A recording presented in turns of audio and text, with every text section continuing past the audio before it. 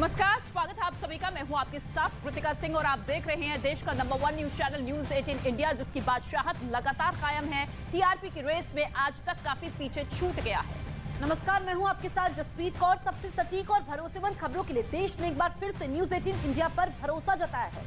नमस्कार, मैं हूं आपके साथ अनुपमा झा और न्यूज 18 इंडिया देश का नंबर 1 चैनल बना हुआ है। हम पर भरोसा जताने के लिए आप सभी का बहुत बहुत शुक्रिया।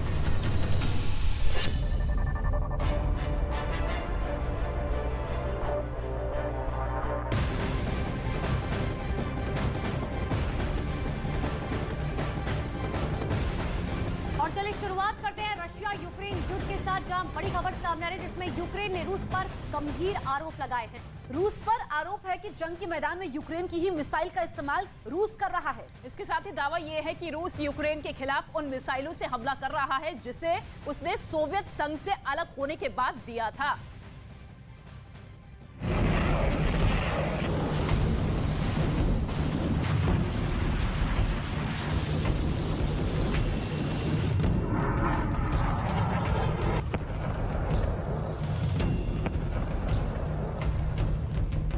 रूस और यूक्रेन के बीच छिड़ी जंग में दुनिया ने कई मोड़ देखे, तबाह होते शहर देखे, आसमान से गिरती मिसाइल देखी, तो रूस के कब्जे में आए यूक्रेन के कई इलाकों में रूस के टैंक देखे।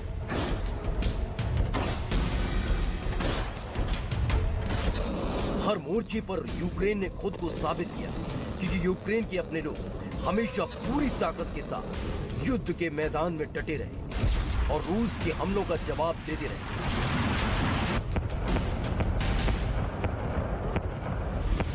उस वक्त भी यूक्रेन के सैनिकों और आम लोगों ने रूस के सामने घुटने नहीं टेके थे, जब कीव पर रूस ने ईरान के ड्रोन शाहिद 136 से मौत बरसाई थी। एक के बाद एक हमले से पूरे शहर की तस्वीर बदल गई थी।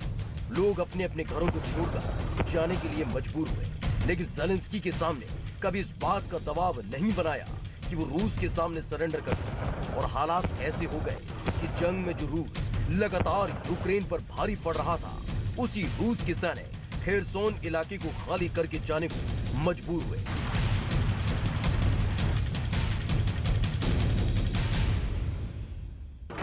इसके बाद से ही अंदेशा जताया जा रहा था कि रूस पूरी ताकत के साथ फिर से हमला करेगा। और जब बखमूत इलाके में रूस ने फिर से तबाही मचानी शुरू की तो यूक्रेन की टेंशन बढ़ गई। लेकिन एक रिपोर्ट ने यूक्रेन को परेशानी में डाल दिया, जिसमें पता चला है कि यूक्रेन पर हमला करने के लिए यूक्रेन की ही मिसाइल का इस्तेमाल रूस कर रहा है।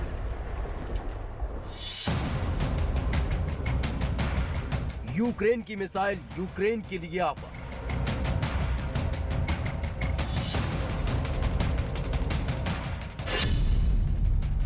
रूस तक कैसे पहुंची यूक्रेन की मिसाइल?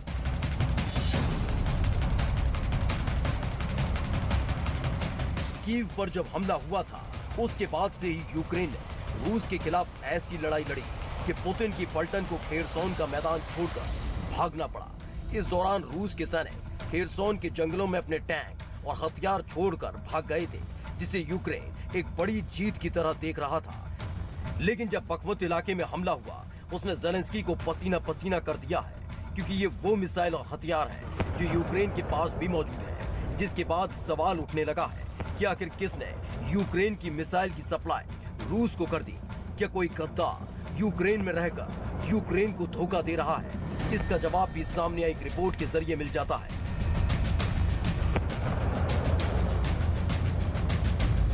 यूक्रेन के डिप्टी इंटेलिजेंस प्रमुख ने रूस के कब्जे में आई यूक्रेन की मिसाइल को लेकर एक बड़ा पर्दाफाश किया है। यूक्रेन की तरफ से दावा किया गया है कि यूक्रेन ने रूस को दी थी मिसाइल। 1990 में सोवियत संघ से अलग होने पर इन मिसाइल को सौंपा गया था।